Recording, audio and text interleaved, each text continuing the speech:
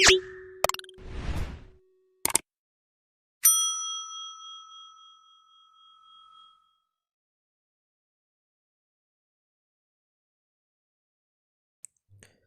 بالله من الشیطان الرجیم. بسم الله الرحمن الرحیم.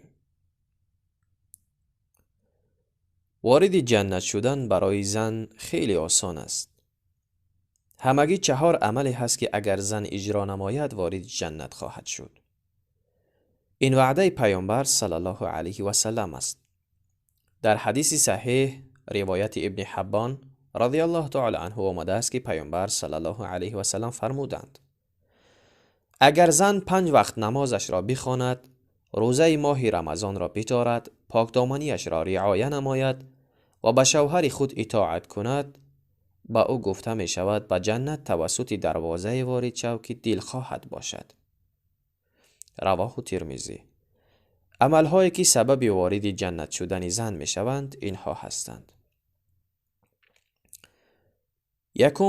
5 وقت نماز خواندن. نماز اصل و اساس دین است. باید نماز در وقتش به تأخیر یا اینکه به قضا خوانده شود. یگان سبب نیست که به قضای نماز سبب عذرناک شده تواند، غیر از حیض یا اینکه نفاس. 2. روزه ماه رمضان را بدارد، نه وابسته به گرما یا اینکه سرما یا اینکه دشواری و آسانی. 3. پاکدامنیش را رعایت نماید، یعنی از زنا و عملهای به زنا نزدیک کننده دور باشد.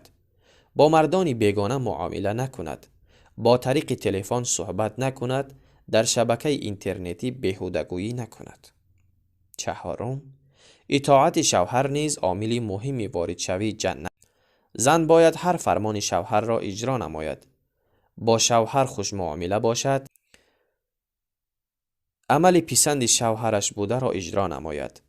البته فرمان شوهر در حالت باید اجرا نماید که در آن نافرمانی به امر الله نباشد.